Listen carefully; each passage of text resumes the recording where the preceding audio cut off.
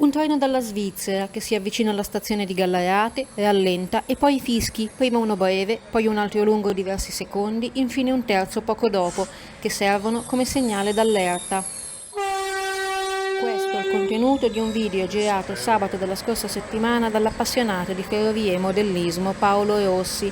Quello che non si vede nell'inquadratura lo racconta il gallaratese stesso. Un ragazzo stava scavalcando le barriere che separano i binari, un altro era appena passato, racconta. I due giovani sarebbero poi saliti ridendo su un altro convoglio.